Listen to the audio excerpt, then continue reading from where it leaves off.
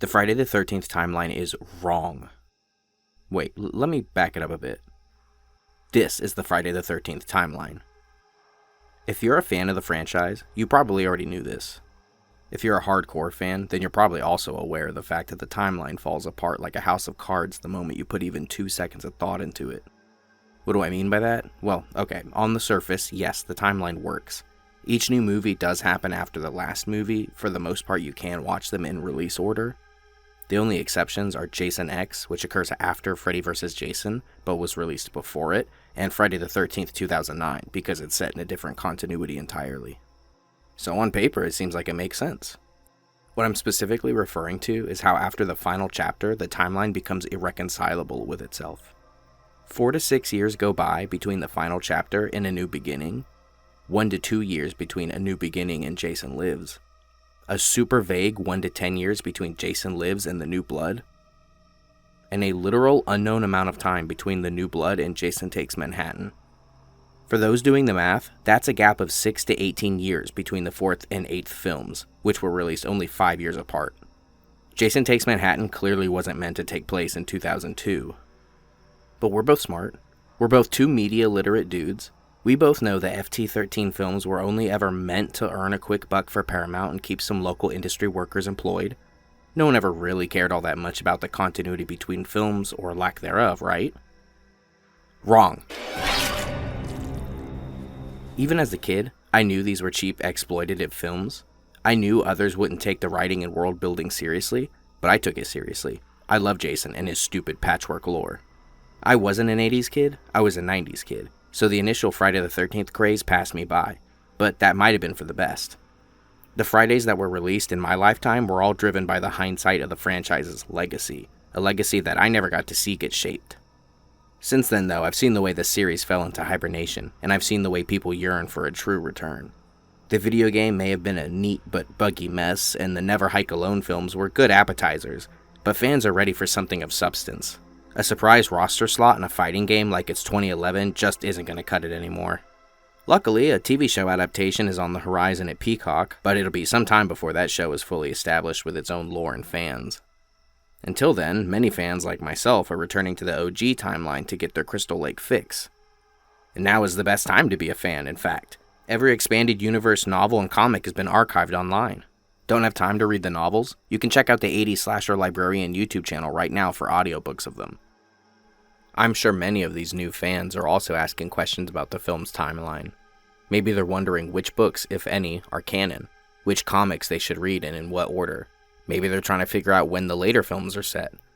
Well, that's what I'm here today to help with. I'm something of an overthinker of fictional timelines myself. You know what I'm talking about. The kind of overthinking that leads to Ben Saint's 13-hour Bionicle lore video, or Torrens' 2-hour Animorph timeline video. Together, we're going to cover the entire Friday the 13th franchise to construct the ultimate, lore-accurate timeline. This means evaluating every film, every novel, every comic book, every video game, and yes, even every episode of the TV show, to construct the most accurate and canonical viewing order of the franchise. The OG timeline is finished. If the 2009 reboot didn't confirm that for you, then the upcoming TV show adaptation will. So what better time to go about fixing the original timeline?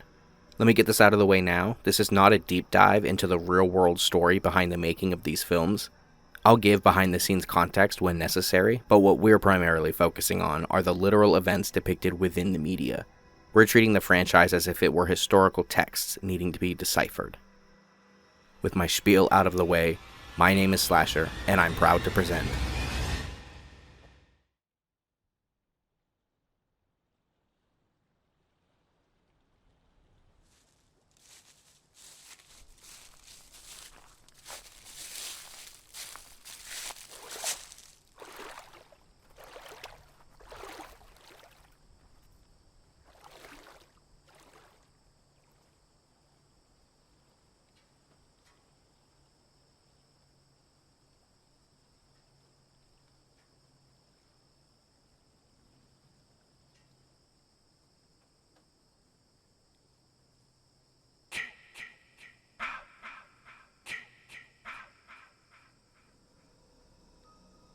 First up, of course, is the franchise originator, Friday the 13th, released in 1980, directed by Sean S. Cunningham from a screenplay by Victor Miller. The film opens with a prologue, easily placed and dated for our convenience. Camp Crystal Lake, 1958. The month and day aren't given, but we know it's summertime, given that it's a summer camp. We follow an unnamed individual's point of view as they walk the campgrounds at night, listening to the sounds of the counselors singing while tiptoeing past a cabin full of sleeping campers. When two of the counselors, Claudette and Barry, break off from their party to explore one another, our unnamed observer follows and ambushes them with a knife, senselessly murdering them both, revealing to us how Camp Crystal Lake came to be known as Camp Blood. Moving into the film proper, we're greeted with a second timestamp. Friday, June 13th, the present. We don't have enough info yet to tell us when the present is, but we can assume it's around 1980, the year of the film's release. We're introduced to Annie, a young woman hired to cook for the kids at Camp Crystal Lake, which is finally being reopened after all these years later. She's derived in the community of Crystal Lake, as evidenced by the DJ on the radio in this scene, so that must be the name of the lake, the camp, and the town. I bring it up because it'll become important later. Annie asks the patrons of a local convenience store for directions to camp, prompting a few glares. Local trucker Enos is heading out that way and offers her a ride, but not before they're accosted by local doomsayer Crazy Ralph, who warns them of Camp Blood's death curse. Here we learn of a few more tragedies surrounding Camp Blood. Unexplained fires, a boy who drowned in 57, and a case of water poisoning in 62. Only one of these dates is significant, but we'll add both. We're also told that a man named Steve Christie has spent the past year working to get it reopened, and Enos warns Annie that it's destined to fail, begging her to quit. Annie, of course, doesn't listen, and the pair part ways, with Enos dropping her off outside a cemetery of all places, clear foreshadowing of what's to come. I don't want to spend too long on each film's individual story beats, as that would make this video like 4 times longer than it's already going to be, so we'll run through this quickly. Also en route to camp are this film's horny couple, Jack and Marcy, and their blue-balled friend, Ned, all hired to work as counselors for the summer. Once arrived, they meet Alice, Brenda, and Bill, as well as the owner, Steve Christie, who leaves for town not long after this to restock on supplies before a big storm is said to hit the camp that night. We get our next date via the camp's welcome sign, revealing it was established in 1935. Again, it's a summer camp, so it stands to reason it opened in the summer.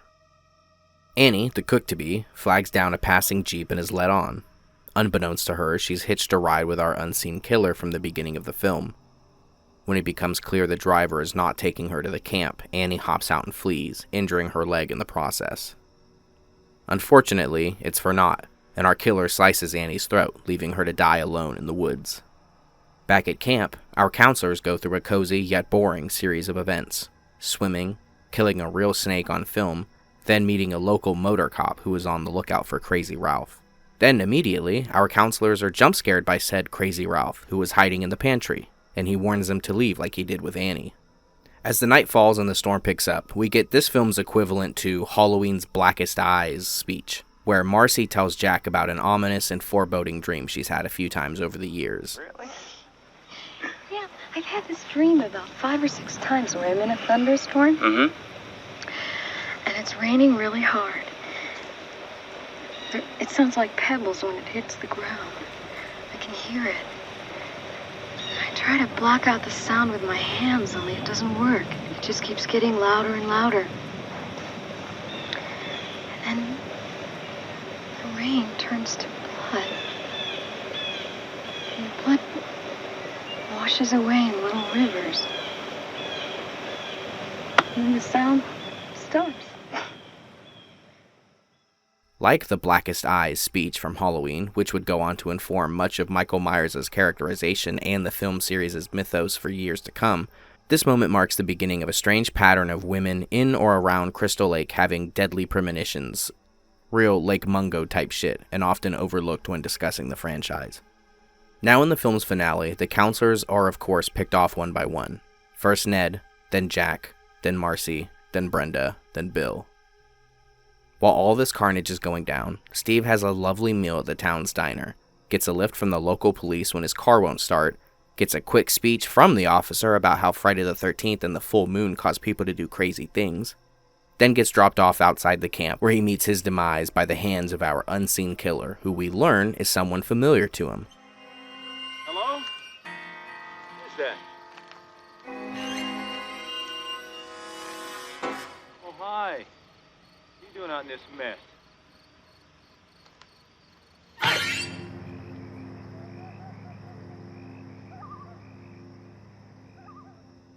As Alice, now all alone, braves the storm to find her friends, she runs into an old woman, Pamela Voorhees, the former camp cook who worked for the original owners of the camp, the Christies. Pamela reveals to us, and a terrified Alice, that the boy who drowned in 57 was her son, Jason, which is what set her on this path of vengeance. The fires, the stabbings, the poisoning, and the recent murders were all the act of a grieving mother seeking retribution. In the ensuing struggle between Alice and Pamela, the latter gets her head lopped off with a machete. Alice, weakened and in shock, rows herself out onto the lake to find peace. The following morning, on Saturday the 14th, police officers pull up to the lakefront to find Alice still in the canoe. But before she can be rescued, the rotted, waterlogged corpse of Jason Voorhees rises from the deep and drags her below. The scene then cuts immediately to Alice waking up in the hospital, implying it was all a nightmare. The same officer who gave Steve the lift earlier is with her. Alice asks him if they found the boy who had grabbed her. The boy. Is he dead too? Who? The boy, Jason. Jason? In the lake, the one who attacked me, the one who pulled me underneath the water. Ma'am, we didn't find any boy. Then he's still there. The film ends with one last haunting shot of the lake. This is what we've got for our timeline so far. It's a straightforward timeline with more lore than you might have remembered, but don't worry, things are going to start to get weird real quick.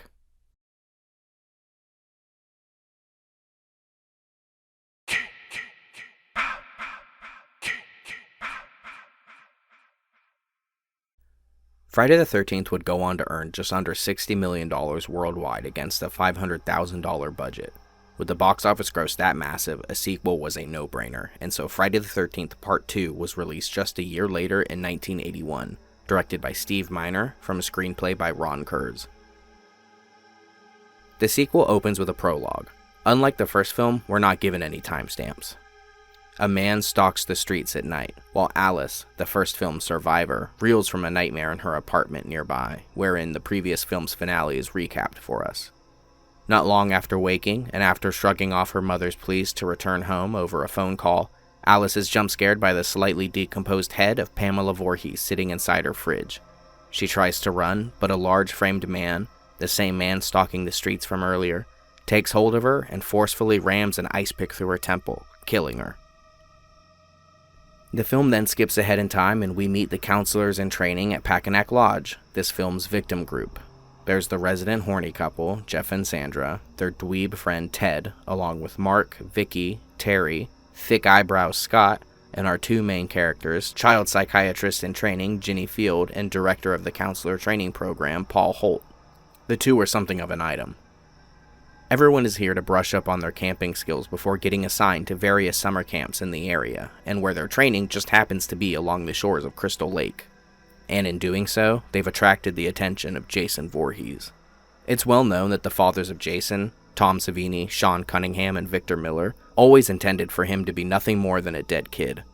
The idea that he would become the killer never once crossed their minds, nor did the idea of a sequel.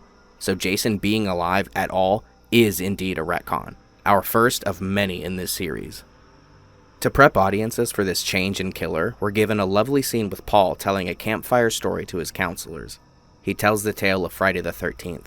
And yes, I do mean that in a meta-narrative sense. He refers to those events as happening on, quote, that Friday the 13th, and recaps what happened to Alice and the other counselors. As Paul tells it, Jason's body was never found after he drowned in 57.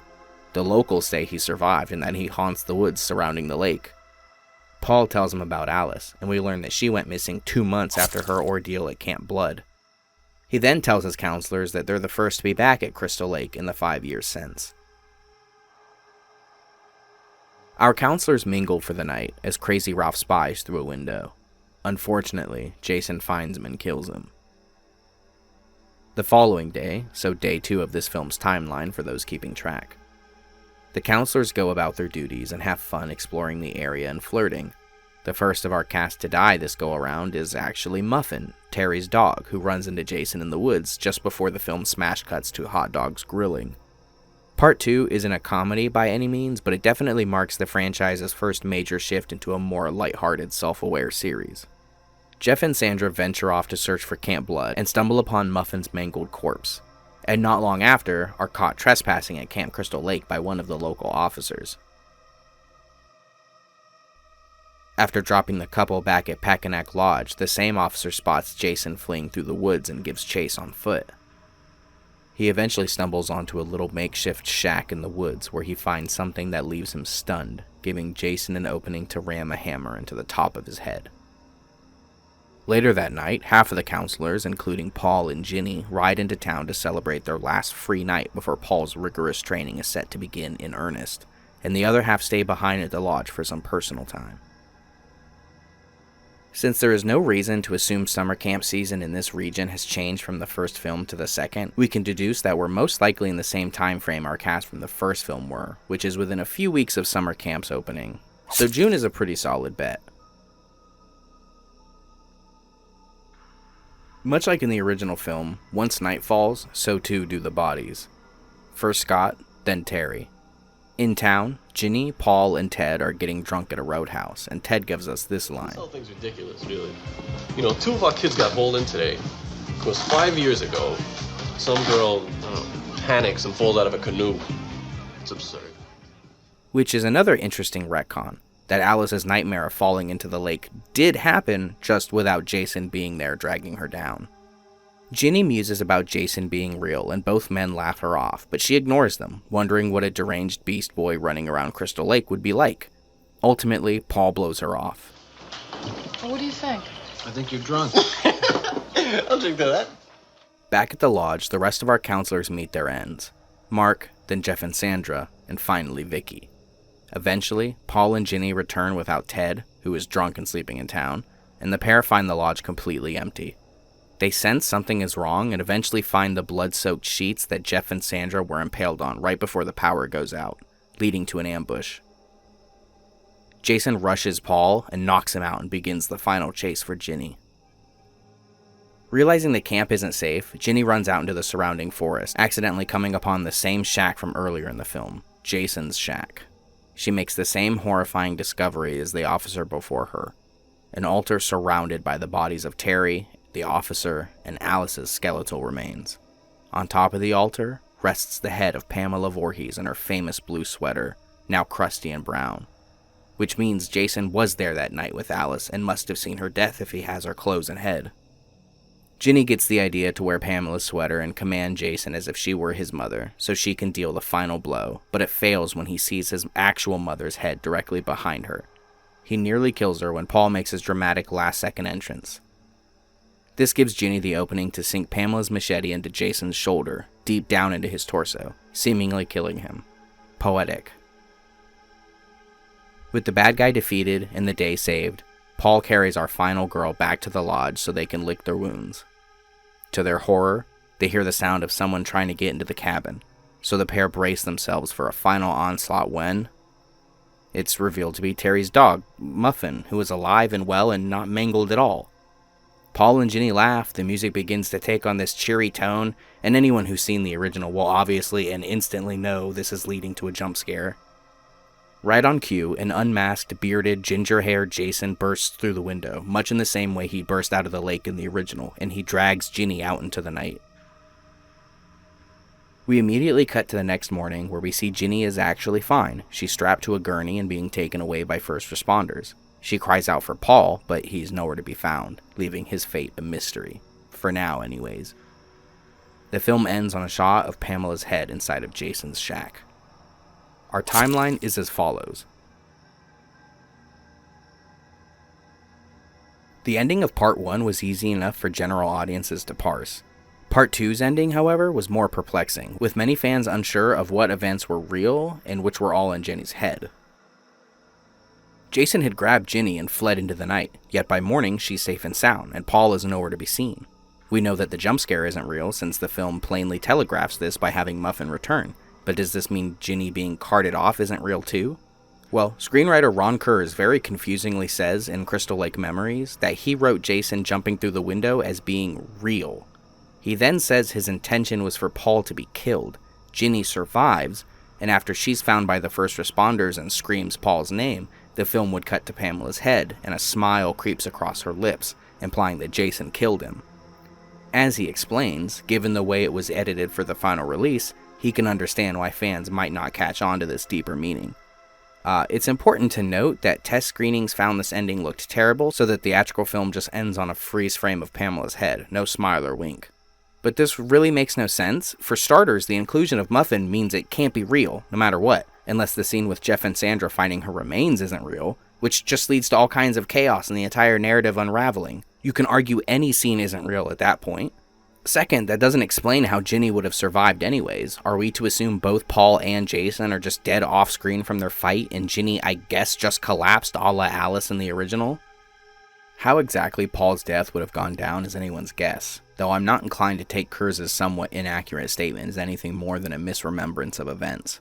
As we'll see by the end of Part 3, a lingering final shot is a recurring motif of the series, so there is no reason to ascribe it any significant meaning. However, it at least reveals to us that the final moments with Ginny are real, since that's what the film implies and what Kurz intended. Paul and Ginny did make it back to Packanack, and Ginny did get rescued, it's just that everything surrounding these two things is left unconfirmed. Regardless of its ending, Part 2 lays down much of the groundwork necessary to transition the original film from a one-off story into the long-running franchise, primarily by establishing that Jason did not drown as we were told in the original, and instead sought refuge in the surrounding woodland. This massive retcon to his story is, in my opinion, the biggest contributor to the series' longevity, as Jason would go on to become arguably the most recognizable horror character of all time, rivaling the likes of Frankenstein's monster and Dracula.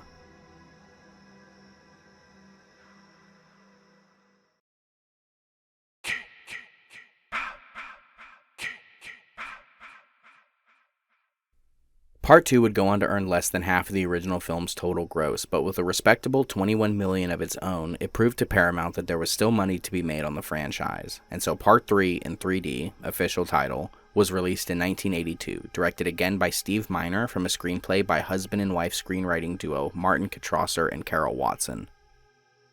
The film opens as you probably expected, with a recap of the last film. We see the struggle between Ginny, Paul, and Jason within the shack in the woods.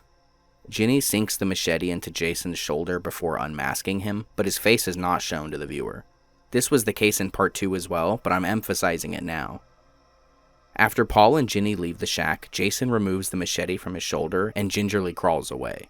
Spoiler alert, this shot is not filmed from Part 2, but rather newly filmed for Part 3, and instead of having a head full of red hair, Jason is now completely bald like in the original film.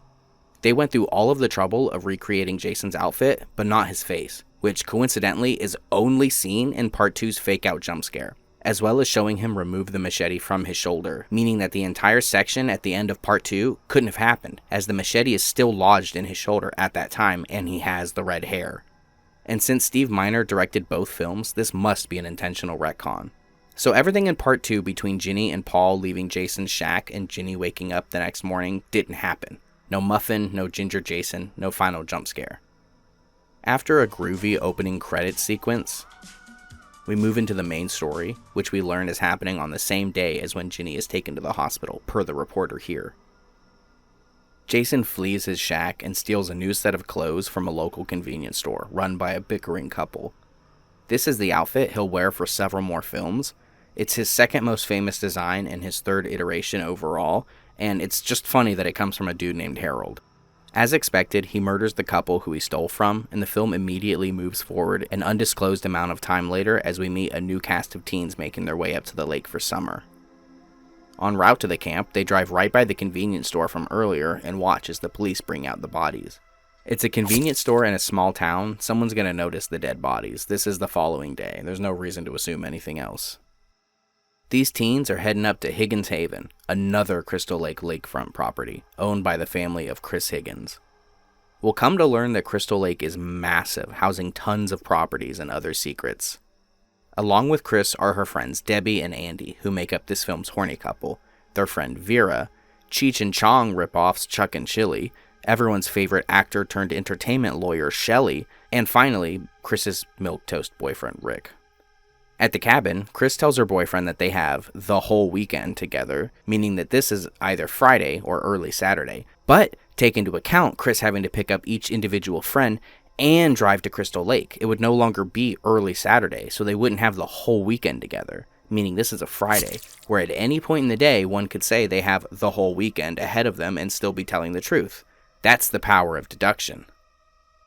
Now, it's about time I should address that scene. Part 3 has two very bizarre instances of characterization for Jason that aren't really in line with how he'd be portrayed in the rest of the series.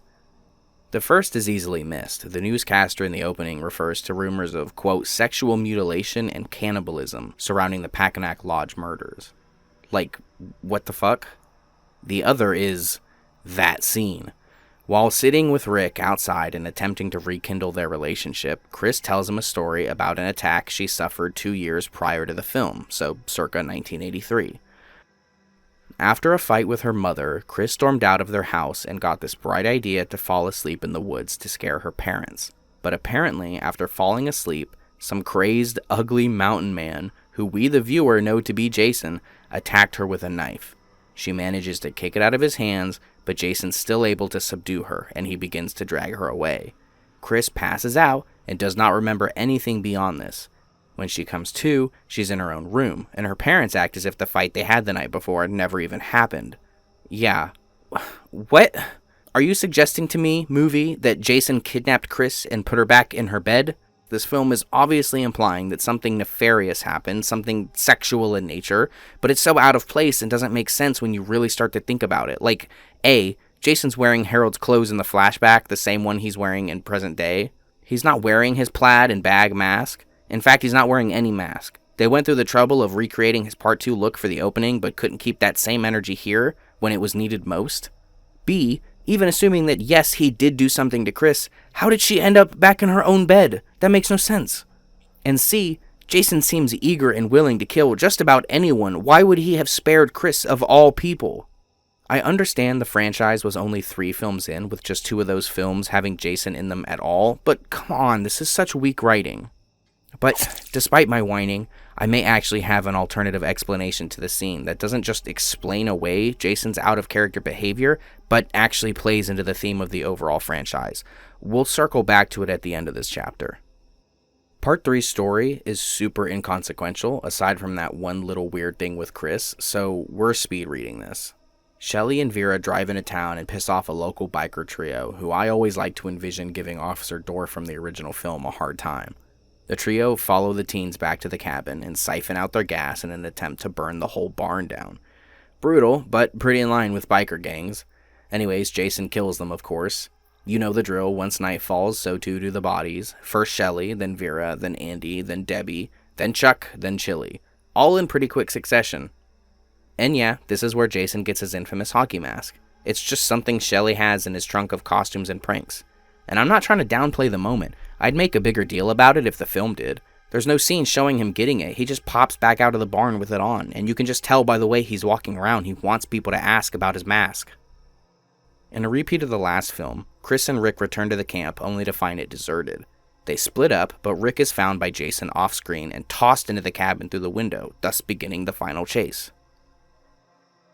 Chris manages to survive long enough to get to her van, and in an ironic twist, it does start up, but because the bikers siphoned out the gas earlier, it breaks down just a few meters down the road, giving Jason time to catch up to her. She's forced to turn back and take shelter in the barn, and we finally get a really good look at just how roided they made Jason for this film. In Part 2, he honestly wasn't any bigger than Paul, and actually was a bit shorter by the looks of it, but here Jason towers over everyone. Chris eventually lynches Jason via the barn's pulley system, killing him. She tries to leave, but surprise, Jason's still alive. Yeah, look at his thick as fuck neck. You can't snap that. He hoists himself up and out of the makeshift noose and moves in for the final kill, but double surprise, Ali is still alive too. Yeah, one of the bikers from earlier. His heroic return goes nowhere, and Jason hacks him to pieces like it's nothing. But it does give Chris an opening with an axe, and she beautifully lodges it deep into Jason's fucking skull, even prompting the slasher to let out a very visceral grunt. Jason shambles forward one last time and reaches out for Chris, but succumbs to all of his injuries from the last 3 days and dies in the barn. And yes, Jason actually dies in Part 3, not the final chapter as many fans claim. We'll cover why in a bit. In pretty typical Friday fashion, Part 3 ends with Chris climbing into a canoe and wading out onto the lake, where she witnesses both a reanimated Jason sprinting toward her and Pamela bursting from the lake and dragging her under just like her son. We learn right after that none of what she just saw was real. She's actually had a psychotic break. She's taken away by the police, and the film ends on a shot of Jason's lifeless body in the barn. Part 3 would be the first time in the series where a character doesn't give us exposition about the lake's curse. In fact, not a single member of Chris's party ever hears the names Jason or Pamela, nor is anyone told about the crimes that occurred here. It's the only Friday film where the name Jason isn't said even once. So then, how could she possibly hallucinate seeing Pamela? Jason is one thing, she just fought with him, but she's seeing things she doesn't even know about, like what Pamela wore when she died. That, to me, screams supernatural premonition, and follows the precedent set by Alice and Ginny before her. Something is definitely wrong with Crystal Lake, and it clearly stretches beyond just Jason. And if you think about it, since both Alice and Ginny had visions of Jason when he wasn't even there, Alice even having hers before actually meeting him in person, then who's to say that Chris didn't also hallucinate an event with him? It would explain why she sees him in Harold's clothes and without a mask on. Anyways, here's our current timeline before we move into Part 4.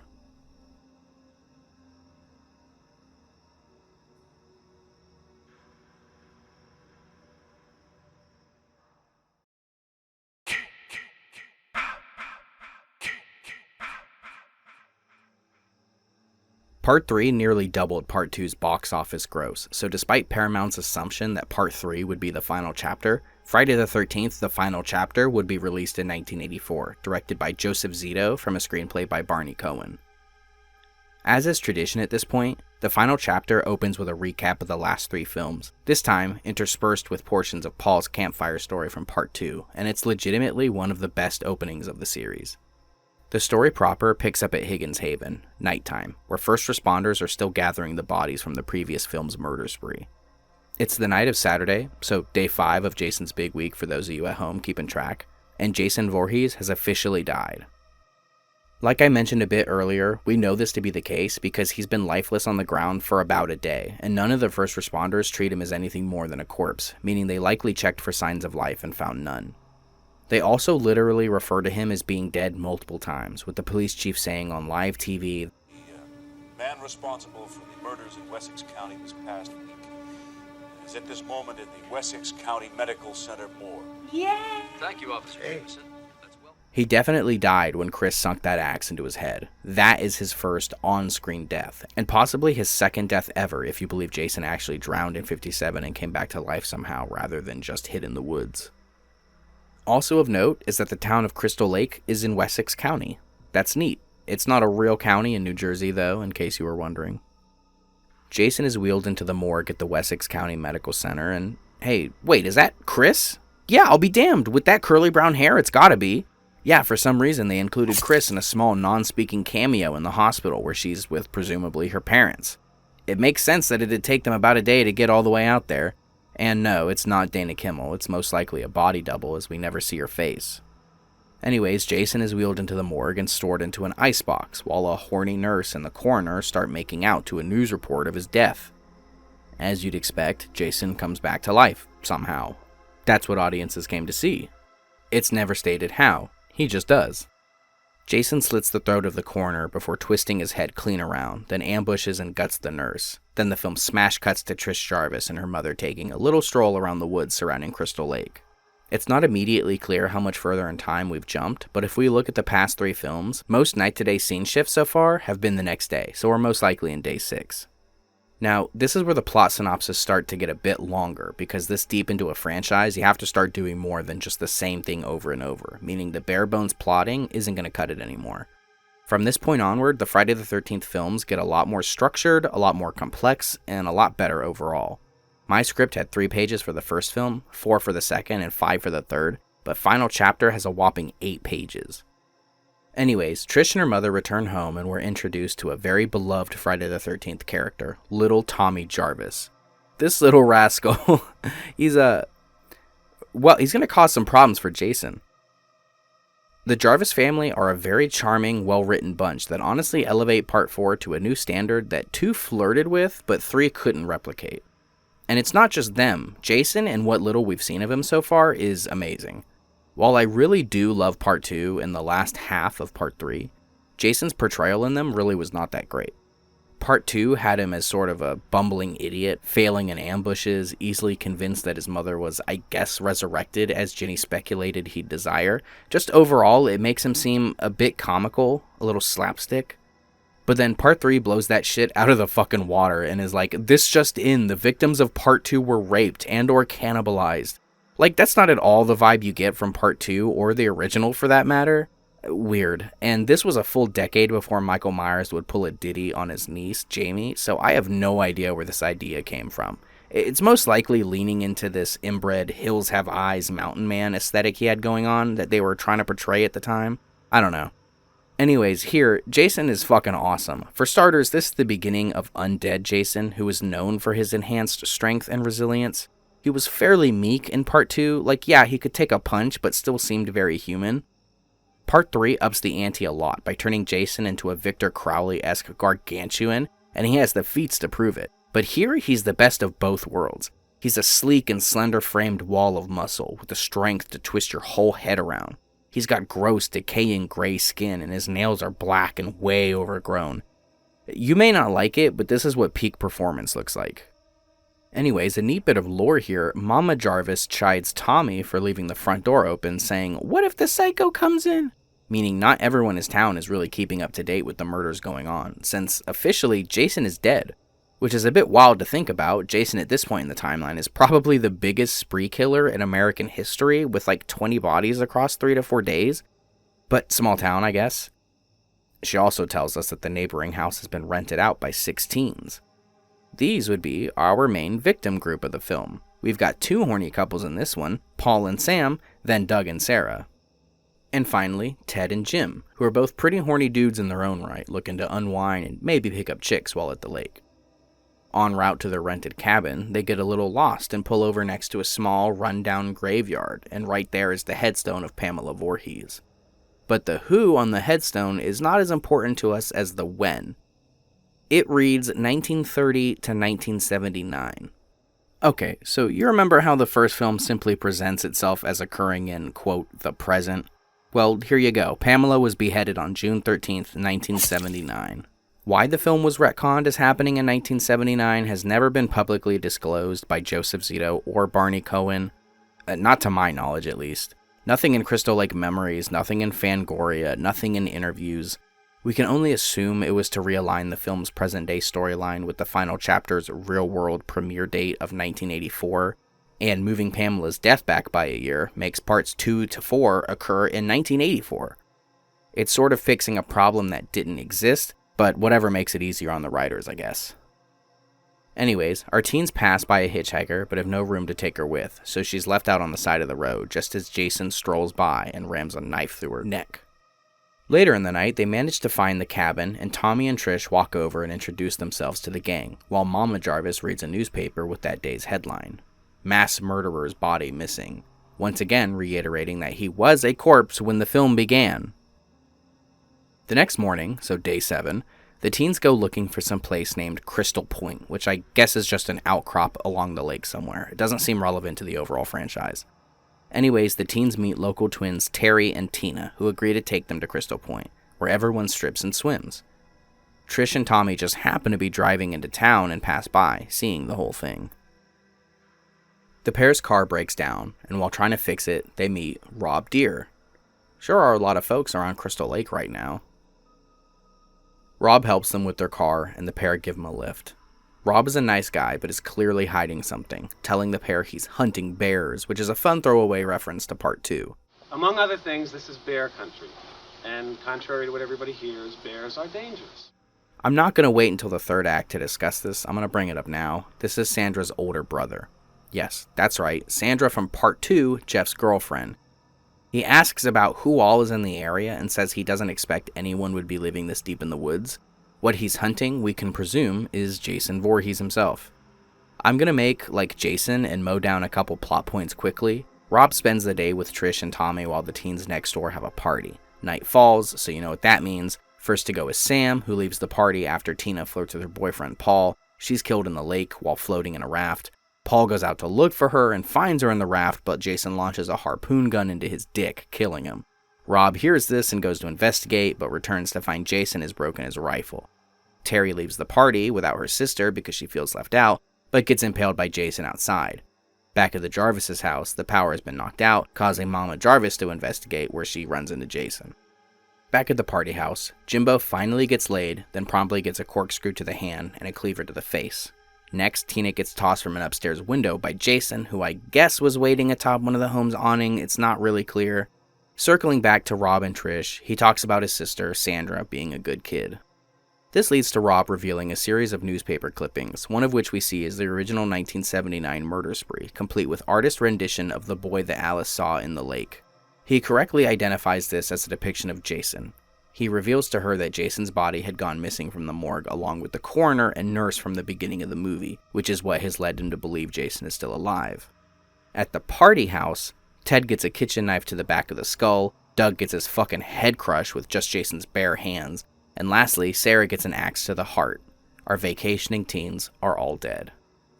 Rob and Trish return home and tell Tommy to lock up the house and wait for them to return while they investigate the home next door with their dog Gordon. Rob descends the basement stairs of the party house while Gordon fucking jumps from an upstairs window, presumably to get away from Jason, but it's not made clear. While all this is going on, Tommy rummages through Rob's bag and finds the rest of his newspaper clippings, and we get a lot more lore. Body of Friday the 13th murderer missing. Massacre at Camp Crystal Lake leaves one survivor. Murderer strikes cafe. The papers clearly refer to the events of the original film, Part 3, and of course the beginning of this film, when Jason escapes the morgue. But what's interesting is that it refers to Jason as, quote, the Friday the 13th murderer. Now, the only day in the past week that could have been a Friday was in Part 3, when Chris and her friends got to Higgins Haven and had A whole weekend ahead of us. Given that we know for a fact in-universe Pamela is recognized as the original killer and not Jason, this has to mean that Part 3 occurs on a Friday the 13th. Let's update our timeline once again. Back to the film, Jason ambushes Rob in the basement and kills him. How do I know that? Because Rob tells us so.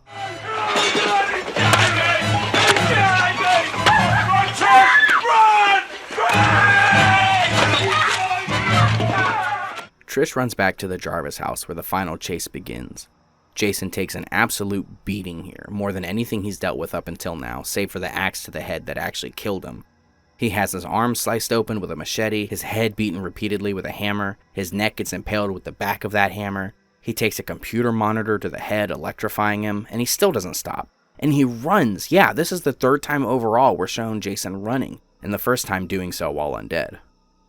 While Trish leads Jason away, Tommy gets the bright idea to use his makeup skills to make himself look like the artist's rendition of Jason as a child in Rob's newspaper clipping. Exhausted and battered, Trish returns to the Jarvis house, but so does Jason. She does fend him off, but as we will come to expect from undead Jason, no amount of pain will cause him to stop, if he even feels pain at all. He seems more puzzled by it than anything. Trish makes a final stand, but she's too weak, and Jason overpowers her. That's when everyone's favorite final boy comes to the rescue. Tommy gets his attention, and the monster stops, again puzzled by what he's seeing. Using the distraction, Trish cuts the mask off his face, revealing his rotting visage. Then Tommy grabs the machete and lodges it deep inside of Jason's head, taking out his left eye. And it's fucking gnarly. If you look closely, you can see the top half of his head is nearly split from the bottom. It even moves independently of it. It's not just in the side of his head, it's at an angle coming out the fucking back. The siblings embrace, but Tommy sees Jason's fingers twitching, sending him into a blind fury as he hacks away at Jason 14 more times before the film fades to white. We then cut to sometime later at the Wessex County Medical Center, and Trish is asking about her brother's state of mind. The doctor explains his erratic behavior is an expected response to trauma and his act of self-preservation. He tells her Tommy will be just fine and sends the boy in. As the two hug it out, Tommy gives a look to the camera, and an inquisitive melody plays, implying that maybe he won't be okay. It's never stated how much further in time this is, but it certainly feels like not much time has passed, so I'm going to say this is just later that same night. And that ends what I dub the Camp Blood era. These first 4 films create a solid quadrilogy that covers the initial reign of Jason Voorhees, beginning with him witnessing his mother's demise, followed by the week-long bloodbath he inflicts on the town as vengeance.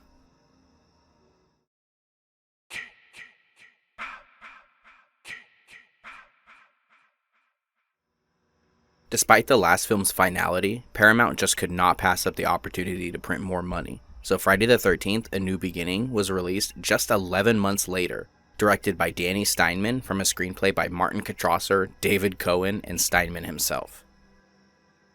The film opens with young Tommy Jarvis wandering through the forest at night in the rain. He stumbles upon the crudely made grave of Jason Voorhees, but flees when 2 older boys come by looking to dig it up. As expected, once he's unearthed, Jason comes to life and makes quick work of the pair before marching over to Tommy.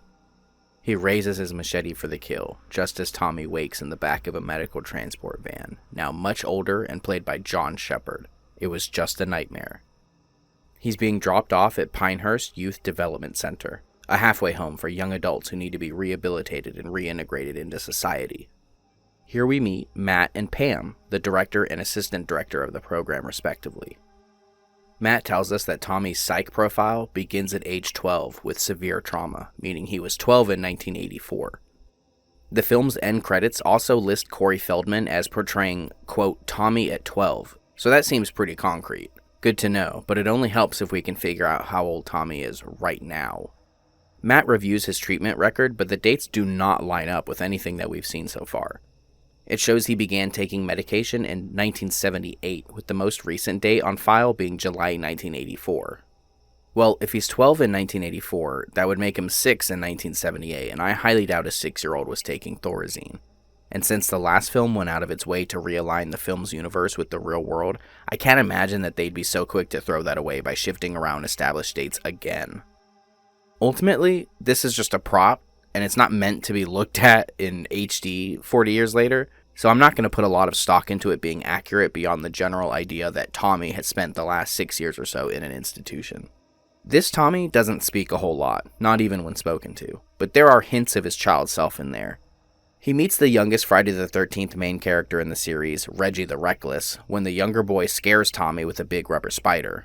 Tommy responds by showing off his own toys, the mask he'd shown his mother in the last film, which scares the shit out of Reggie. Tommy gives a slight grin. Immediately after, we get our first full look at the main victim group when the cops return a pair of kids who were caught on a neighbor's property. The trespassers are Eddie and Tina, the resident horny couple. After them, we've got Joey, a somewhat slow and fat kid, Jake, a shy, stuttering kid, Robin, Violet, Victor, as well as Reggie's granddaddy, who is a cook for the facility, Sheriff Tucker and his deputy, Dodd, and finally, the closest neighbors to Pinehurst, Ethel Hubbard and her son Junior, a pair of hermit farmers. Ethel wants Pinehurst shut down. Sheriff Tucker wants to keep the peace, and of course Matt and Pam just want to rehabilitate the teens. It's a good way to set up all the conflicting goals. Sheriff Tucker also inquires about Tommy, clearly aware of the kid's history. Things continue to go wrong for Pinehurst as later in the day, an altercation occurs between Joey and Victor, where the latter violently dismembers the former with an axe he was using to split wood. When first responders arrive, one of them, an R. Burns, has a very distressing reaction to Joey's body before going cold and staring off into the distance. Yeah, I'm sure that scene isn't telegraphing anything. The film takes a strange detour to somewhere else in town as 2 greasers are having car troubles and the pair are slain by an unseen killer. This is probably the same night, but it's not made clear. This has no bearing on anything else in the film. It's completely random. The following morning, Tommy sees a hallucination of Jason before being called down to breakfast, where he beats the fuck out of Eddie for taking one of his masks and scaring him with it. I know I've mostly avoided reviewing these films and have mainly stuck to covering just what we see, but I do have to say John Shepherd is a phenomenal Tommy. He embodies this role and turns that frightened but courageous kid into a total badass. I love Part 5's Tommy. Anyways, the sheriff has the greasers' bodies cleaned up, and for no reason whatsoever, we get a few more focus shots of Roy doing his thing. That night, the creepy pervert who dropped Tommy off at Pinehurst tries picking up his girlfriend, wife, booty call, whatever. It's never said. He tries to pick up this waitress, Lana, but the pair are slain just like the greasers the night before. The next day, Tommy has yet another hallucination of Jason. At the sheriff's office, Tucker has a heated argument with the town mayor and claims Jason is behind the murders. The mayor laughs this off, saying Jason was cremated, but the sheriff doesn't buy it, asking the mayor if he saw it with his own eyes. Now, Sheriff Tucker has no significance to the film's events beyond being the token cop of the film, but it is very interesting that this film is toying with the idea of a Loomis-esque skeptic figure of authority. Jason already sprang back to life after being sent to the morgue, so I can understand why the sheriff would want to know for a fact his body was cremated. Back at Pinehurst, Eddie and Tina run off to fuck, again, and are spied on by the Hubbard's newest farmhand, but he's quickly taken out by the unseen killer. The killer then sinks a pair of garden shears into Tina's eyes and uses a belt strapped around Eddie's head to crush it. These are two of the best kills in the franchise right here, and both scared me to death as a kid. That night, Pam takes Reggie into town to visit his older brother, Demon, played by the great Miguel Nunez. And at Matt's request, they take Tommy along, though he ends up opting to stay with the truck. Not long after, Junior Hubbard rolls up on Tommy and startles him, then laughs at how good he scared him. I'm not sure why everyone in the world is looking to scare Tommy this week. Junior realizes Tommy's a new patient at Pinehurst, and this causes him to snap and attack Tommy, who continues to display his badassery by dodging and weaving, landing a left hook, then a backhand to the face, a few body blows, then finally a high kick into Junior's chin. I mean, he beats the fuck out of this dude. He just keeps landing body blows until Junior goes down, and he might very well have beaten this man to death if it weren't for Pam's intervention. You can really see the same DNA in him that you saw at the end of the final chapter. This kid doesn't fuck around. Anyways, Tommy runs off after snapping back to reality, and Pam and Reggie have to go after him. Meanwhile, Demon and his girlfriend, Anita, are slain by our unseen killer. Pam and Reggie return to Pinehurst to find that Matt and George are missing, and the other patients are starting to panic, so Pam has to go back out and leaves Jake in charge. This leads to a pretty sad scene where Jake and Robin are watching TV, and Jake confesses his feelings for her, which prompts her to laugh derisively, and Jake storms off. And here is where I need to bring up something that has been bugging me for a minute. Whoever is updating the Friday the 13th wiki, they're doing a really shitty job. A wiki is meant to be a database of knowledge, but if you look at Robin's page, it makes some dumbass claim about her having PBA, I'm not going to try to pronounce this, a condition wherein one has inappropriate responses to social stimuli, such as laughing or crying at the wrong time. I'm pretty sure it's what Arthur Fleck has in Joaquin Phoenix's Joker. I can only assume they wrote this completely made-up bit about Robin's character because she laughed at Jake when he said he wants to make love to her, and I guess they don't understand that she was just blowing him off. It's not that different from earlier in the film when she and Violet make fun of Joey. They say Robin's PBA is why she's at Pinehurst, but that's so fucking dumb. People with PBA are completely independent and almost never require psychiatric care because it's not a debilitating disorder. I don't know, it just feels like a really terminally online thing to do to make up some fanon shit and try to pass it off as in-universe canon on a wiki meant to be a repository for knowledge on the series. It really bugs me, as it misleads anyone who checks the wiki before watching any of the movies. Nowhere in the film is it said why Robin is at Pinehurst. In fact, we never learn why anyone is there except for Tommy and Joey. Robin is shown responding properly to every other situation in the film. She shows fear when everyone begins to go missing, she screams when Joey is attacked, and she shows anger when Joey annoys her by dirtying up the clean laundry. She doesn't have PBA. And not long after this scene, she shows regret for laughing at Jake and calls herself stupid, not because it was an uncontrollable response, but because it was something she specifically did that she now realizes was mean and stupid. Anyways, rant over. After being turned down, Jake gets a cleaver to the face, but not before we get a glimpse at a calendar in the hallway, which shows us we're in the month of October. This is reinforced by the pumpkins you can see decorating the outside in the chilly fall atmosphere outside. Unlike the previous entries, I'm going to wait until the end of this chapter to go over our timeline additions, so we'll just keep this in our back pocket for now. Robin dies next as part of the aforementioned scene where she laments what she did to Jake, but poetically, she's slain right next to his corpse. Finally, Violet gets ambushed in her room and has a machete run through her. Reggie wakes up in the middle of the night and checks to see if Tommy's returned, only to find the bodies of Robin, Jake, and Violet all piled up on his bed. Pam returns to Pinehurst just in time to catch the arrival of our unseen killer. It certainly looks like Jason. He's wearing a hockey mask with blue chevrons instead of red and a boiler suit, but he's got the lumpy head and the superhuman strength, so it must be Jason, right? Pam and Reggie flee the facility and find an ambulance parked to the side of the road, but when they attempt to get in, they find Roy's partner dead in the chair, and somehow Jason beat them to the ambulance as he's on the far side of it waiting for them. So that's definitely got to be Jason. Look, he's even regrown both of his eyes, and I guess the right one moved up his face where it should be. While running for their lives, Pam finds Matt's body nailed to a tree through his forehead.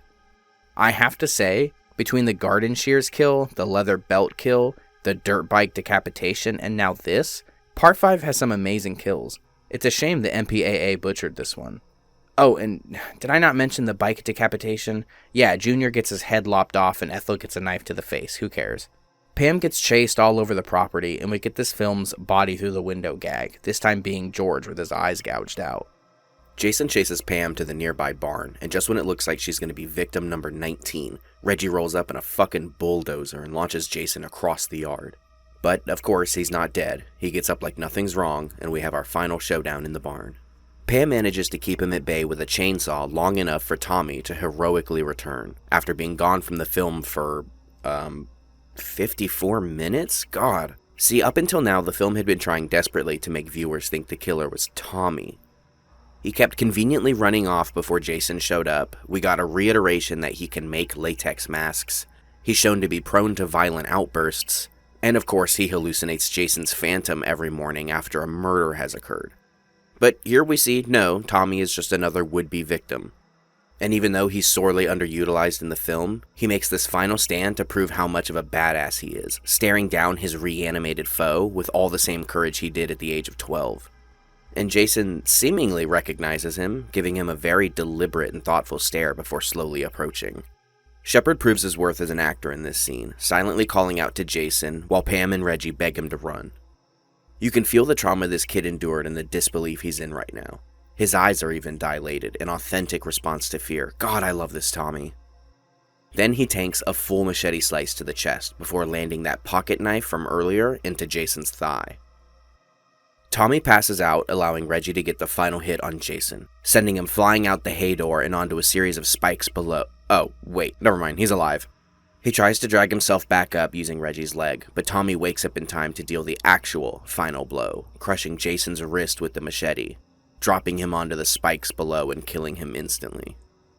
This is when we discover that this isn't really Jason, but the paramedic from earlier, Roy. And no, I don't mean Jason switched places with the paramedic. Later that night, Sheriff Tucker speaks to Pam at the hospital and explains Roy's motives to us. Joey, from the beginning of the film, was Roy's son. He kept that hidden from everyone and let his son think he was an orphan. Tucker theorizes that seeing Joey's body made Roy snap.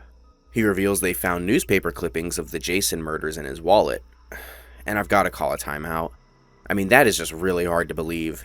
In-universe, it's been half a decade since the final chapter. Are we supposed to think that he had those tucked away in there this whole time? Is he a Jason fanboy? Is that why he had to copy a known killer's MO at all rather than just becoming his own slasher? And they show a photo of Jason in one of the clippings, clearly meant to be from some time in the final chapter. I guess to imply that's how Roy knew how to make himself look like Jason? But when did anyone get a shot of Jason? Or is it supposed to be security camera footage? If that's the case, that's kinda neat, I can't lie. But this is what I meant earlier when I said they really wanted you to think Tommy was the killer, even making another reference to his mask-making abilities. I mean, you act like you made these things or something. I did. Solid. But if it's not Tommy, where the fuck did Roy get a latex mask of Jason's general head shape? Did he make it? Who the fuck knows? Pam goes to see Tommy, who is recovering in a nearby room. but he seemingly snaps and stabs Pam before cackling like a madman, and then he wakes up. It was just a nightmare. But, like, how much was a nightmare? Was Sheriff Tucker speaking to Pam part of that? Was Roy being Joey's father not true? At what part does this continuous sequence of events become a dream? It's like I'm watching Freddy's Revenge. Tommy hallucinates Jason again, but this time he stares the phantom down and it slowly fades away. With a new confidence not seen yet from this Tommy, he climbs out of his bed and pulls Roy's mask out of a drawer, revealing he took it. He stares deep into the eye holes of the mask, sensing something. We then get the real scene of Pam coming to see him, only she finds him missing and the window smashed open and she thinks he's run off, but he hasn't. Tommy, now wearing Roy's mask, sneaks up on Pam and raises a kitchen knife for the kill, and the film fades to black. Ooh, a doozy of an ending. Lots to unpack here. At the time, A New Beginning was meant to take the franchise into a new direction, as the name suggests. We'd already seen the mantle of killer go from mother to son in part 2, so Paramount sought to hand it off again, this time from Jason to Roy, then from Roy to Tommy. That's right. Tommy was always meant to become the franchise's next killer, but upon release, fans rejected the notion of a legacy killer completely, something Halloween fans can relate to, and so this plot point was scrapped before the next film. A commonly held opinion, and one you'll find in other timelines of the franchise, is that A New Beginning takes place in 1988, and I really have no clue how folks come to that conclusion. Also, while doing research for this video, a friend pointed out this confidently incorrect idiot to me who presents Jason X as being before Freddy vs. Jason and claims Jason vs. Leatherface is canon. Yeah, we'll get to Jason vs. Leatherface in the next video, but sadly I have to spoil this for you now. This dude could not be more wrong if he tried. Anyways, let's look at all of our timeline evidence. Contrary to popular belief, the Friday the 13th films don't typically feature campers getting slaughtered. It's normally the counselors who are getting the axe. That means the victim group is typically the same age range as the first Halloween movie. That's fairly standard for slashers of the time. The victims in the first few films were in their early 20s or very, very late teens. Everyone in the original and part 2 is a legal adult. The kids in part 3 seem to be all over the place age-wise, but Chris, Rick, Chuck, Chili, and Shelly are definitely over 18, so there's no harm in assuming they all are. The final chapter is a bit ambiguous. The teens all feel like high schoolers and they do make comments about school, so it could go either way. They also felt the most immature of the franchise's cast members so far, so make of that what you will. But here at Pinehurst, these are young adults who handle chores around the home, operate heavy machinery, and generally are their own boss, as Matt puts it. That isn't something you'd find in a facility caring for kids, despite the phrase Youth Development Center on the sign out front. If Tommy is 12 in 1984, he'd only be 16 in 1988, and that just doesn't fit with the series so far. There's also the fact that Tommy begins the film by being released from the Unger Institute of Mental Health, meaning he's most likely no longer a ward of the state. Why else would they release him? He's not any better. So combining these two pieces of evidence together, it's hard to deny that it's likely that Tommy is being released on or near his 18th birthday, as they no longer have the legal obligation to care for him, which would mean the film can't occur earlier than 1990. That's a whopping 5 years in the future from the film's real-world release date of 1985. And remember, we already know the film happens during October via the pumpkins in the calendar at Pinehurst.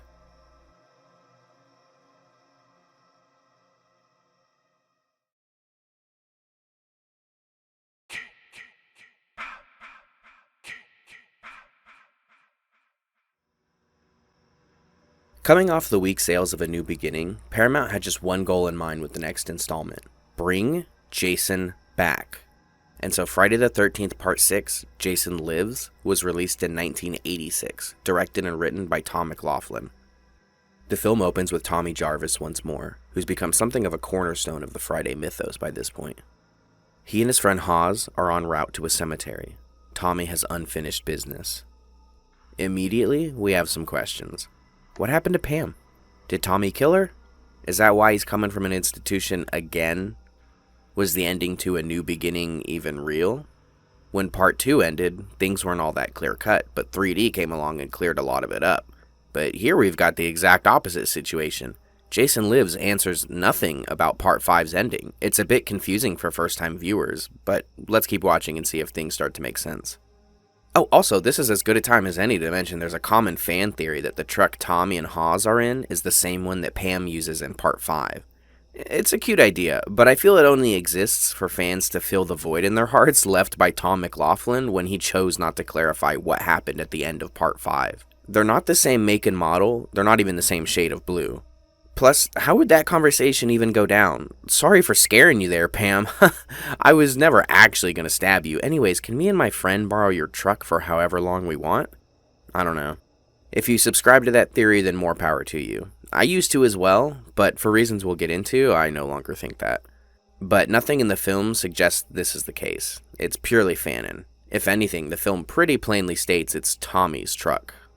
Anyways, as Tommy explains, the plan is to destroy Jason's body once and for all, burning it. In the prior film, we were told Jason's body was already cremated. Maybe the sheriff just got it wrong, I guess. Strange. We also see Tommy is in possession of Jason's mask. We're made to assume this is the original mask, since it has the axe notch that Chris put into it in Part 3, but it's not clear how he got hold of it. It's possible he always had the mask. After all, he was seemingly allowed to keep other masks from his childhood as evidenced in A New Beginning. But on the other hand, that mask was most likely put into an evidence locker somewhere. Maybe he made this one? He does say he knows how to make masks in both of the previous films, but the film also implies it's the original mask, as he intends to destroy it along with Jason's body. I don't know. You could argue that Tommy overhauled Roy's mask, which we know he kept somehow. He said twice in as many movies that he can make and alter masks. Maybe it was his way of exercising Jason's influence. The film never states one way or the other, but you'd think if this mask and truck were the same ones from the film before, there'd be more to connect those dots for us. The pair search the cemetery and find Jason's headstone, and they dig up the old hockey puck. He's definitely dead. His body is being devoured by worms and maggots. Upon seeing the corpse, Tommy goes into a trance, unable to resist the urge to attack the body with a loosened picket from the iron fence nearby. He stabs the body 7 times before he calms down, but just as he goes to retrieve the gasoline, a storm forms overhead, and 2 bolts of lightning strike the iron picket, sending 600 million volts of electricity into the corpse. Immediately, Jason's eyes burst open, and he's angry. He rises from his grave, scaring the fuck out of both Tommy and Hawes, who scramble to get away. Hawes is killed when he goes to defend Tommy. Jason rams his fist straight through the man's chest, ripping his heart out. He falls into Jason's casket, inadvertently shutting it. Tommy manages to escape, and Jason dons his hockey mask once more, ready to spill blood. We also get this great James Bond homage, where Jason walks into circular frame and slashes at the camera. His transformation into a pop culture icon is complete. Tommy hauls ass to the police station to warn the cops of what he's awoken and... Wait, look at that. Does that say Forest Green County Sheriff's Department? Isn't Crystal Lake in Wessex County? Strange. He speaks to Sheriff Sheriff Garris, and tries to explain what he's done and that Jason is alive and coming home. But all that does is make Sheriff Garris pissed off. Upon learning Tommy's name, Garris immediately becomes suspicious, pointing out how Tommy had been in a clinic ever since the night Jason killed his mother, which we know isn't true, since he was released to Pinehurst after being in a clinic. Strange. Garris doesn't believe a word out of Tommy's mouth, and has him locked up, assuming he's still nutty in the head. This is where we get an explanation for the Forest Green name. The residents of Crystal Lake wanted to move past the memory of the brutal slayings, and as such changed the town name, and presumably the county as well. Elsewhere, Jason is making his way back home to Crystal Lake, just as Tommy predicted, and he kills a couple that crosses his path. The following day, we meet our main victim group as they arrive at the police station. The easygoing rocker Court, the kind-hearted Paula, the sarcastic Sissy, and rebellious Megan, Sheriff Garris' daughter. They're all counselors at Camp Forest Green, and they're looking for the camp organizers, the couple Jason murdered the night before. Megan immediately takes a liking to Tommy, which only pisses Sheriff Garris off more. Timeline-wise, we learn that just the mention of Jason no longer immediately brings to mind the horrors of Camp Blood. His name is said out loud about 4 times before Sissy asks, You mean the Jason of Camp Blood? So it's been long enough that the folks of Forest Green, have seemingly moved on, and Sheriff Garris makes plans to escort Tommy to the town limits. Back at the cemetery, the fourth wall breaking groundskeeper reburies Jason's grave with Hawes still inside the casket. As Megan and her friends prepare for the kids coming to camp, they wonder if Jason could actually be real, even pointing out that today is Friday the 13th. We'll update our timeline at the end of the recap, so don't worry about it for right now. We've got lots to discuss at the end. On his way back to the camp, Jason murders 5 company executives who are having a company paintball match. Nothing more to say here, it's just a great Jason scene, one that fleshes him out as a character. While being escorted out of town, Tommy suddenly breaks off from the main road and veers towards the cemetery, forcing the sheriff to follow so he'll see the unearthed body. But as we mentioned before, the caretaker reburied the coffin with Hawes inside it, of course destroying Tommy's credibility with the cops completely. At Camp Forest Green, the counselors are having difficulty adjusting to their jobs without the camp directors. And I must give Jason Lives some major props for utilizing the theme of bad luck here. In this instance, a very clever use of Jason's agency to indirectly create bad luck for those around him. It sort of harkens back to the original film when Alice and the others are discussing how none of them are good cooks, but they'll need to fill in for Annie, who never showed up. Themes like this get lost in many of the sequels. Garrus drops Tommy off outside of Crystal Lake. You're gonna be sorry if you don't shut up. Oh, sorry, Forest Green. And once night falls, Jason kills the caretaker and a couple on a date in the woods. The first of our main cast to die is Court, who's murdered along with his girlfriend in an RV, which ends up corkscrewing and landing on its side. The shot of Jason that follows is iconic, and it's the most badass depiction of him we've ever gotten so far. To me, it's the equivalent of Michael Myers standing in front of the burning house in Halloween Kills. In fact, a lot of Halloween Kills feels very Jason Lives inspired, from it being a high-octane style sequel that seeks to inject mythology into a long-standing franchise, to it employing a thematic rock ballad in its marketing. Following this, we see Tommy coming out of a bookstore with a handful of books on the supernatural. 30 Years Among the Dead Are Alive, They Can and Do Communicate with You, and a Manual of Occultism. Clearly Tommy paid attention to all those scary movies he watched as a kid. It's nice having a protagonist who immediately understands the assignment. He seemingly comes up with a way to stop Jason and calls into the police station, but Megan is the only one to answer. She agrees to meet with him, however, knowing that her father won't help him. The next counselor to die is Sissy, who has her head twisted off, followed off-screen by Paula, which seemed extremely brutal given the torrents of blood in the cabin when Garrus finds it later in the night. Like Glenn's death in the first Nightmare on Elm Street, the fact that we don't actually see it is what makes it so terrifying. Elsewhere, the sheriff busts Tommy and Megan and once again brings them back to the police station, but Tommy gets a vindicating phone call. Court's body has been found, and it seems he was killed during the time period when Megan and Tommy were together. Garrus is clearly shaken. He doesn't know what to believe. He goes off to investigate and asks Rick to stay behind, but once he's gone, the duo trick Rick and leave him locked up while they escape the station. Megan! If you'll recall, Part 2 reveals to us that Jason is alive and well in the present, and that he must have been alive in 1979 to witness his mother's beheading, since he has her head in clothes. Part 2 even goes as far as showing us where Jason lived in the woods by himself. The implication is that he never drowned. He simply ran off into the woods to live alone, for some reason. Jason Lives, on the other hand, gives us this line. Are you sure this is gonna work? Why don't we just bring the gun and blow him away? The only way now to stop Jason is to return him to his original resting place, where he drowned in 1957. Like Forest Green. At Crystal Lake. This nightmare began. So Jason did in fact die in 1957, and the lake was his original resting ground. Tommy doesn't say what caused him to come back to life, just like we still don't know why he came back to life in Part 4. Immediately after this, we get another well-written Jason scene, wherein he seems to be just reminiscing on his time at camp. He enters the girls' cabin and just sort of roams around, taking in the scenery. He only stops once he notices a girl watching him, terrified. He confronts her, but never does anything. She begins praying, he leaves when the cops show up, and when the little girl opens her eyes again, the monster has vanished. It's a thoughtful, layered interaction that adds depth to the film. Additionally, I didn't really know where else to bring this up, so I'm talking about it now, but CJ Graham's Jason is iconic, being the basis for every future incarnation of the character. You know, the fast-walking, heavy-breathing, head-tilting, self-aware Jason. Yeah, that's CJ Graham. Outside, Jason gruesomely dispatches Garrus's deputies before bending the sheriff himself in half, snapping his spine and killing him. Megan and Tommy arrive just in time to stop Jason from harming anyone else at the camp, and Tommy goads Jason into following him out onto the lake. His plan is to use a large boulder to chain Jason to the lake floor, which through some vague magic/occultism will keep him down there. He also lights the water surrounding the boat on fire, mainly because it looks cool, but also I guess to ensure Jason pops up somewhere close to the boat so he can entrap him. The two struggle, but Jason breaks the boat and drags Tommy below. Luckily the chain works and Jason is stuck below the water. Unfortunately, so is Tommy. Megan swoops in for the save and uses a boat propeller to tear open and possibly break Jason's neck.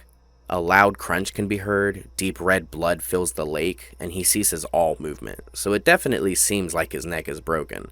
As such, he's left stranded under the lake.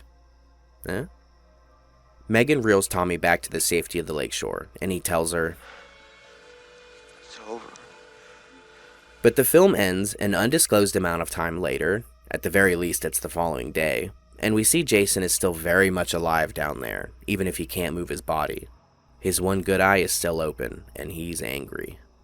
And that's Jason Lives, a fast-paced, funny, self-aware, albeit corny, return to form for the franchise, which brought back the creative kills, the sinister score, and Jason as a force of nature. He's at his absolute best here. He's the man behind the mask, and he's after your soul. So where does this fit into the timeline? It's not immediately clear.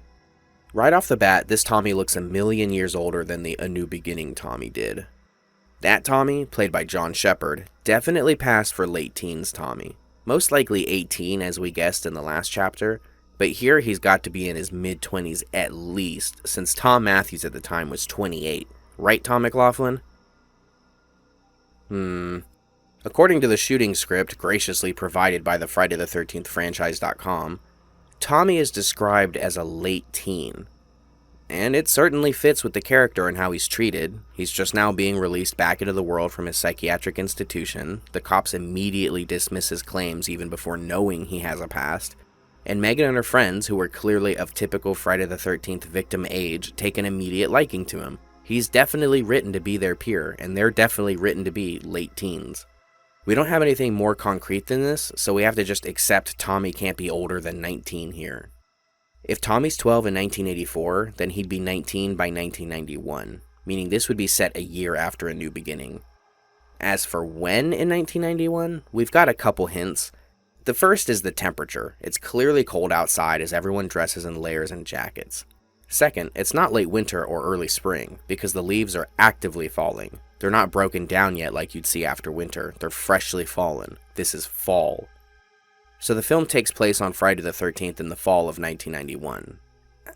Except it doesn't. You remember my mission statement from the beginning of this video, to construct the ultimate lore-accurate timeline?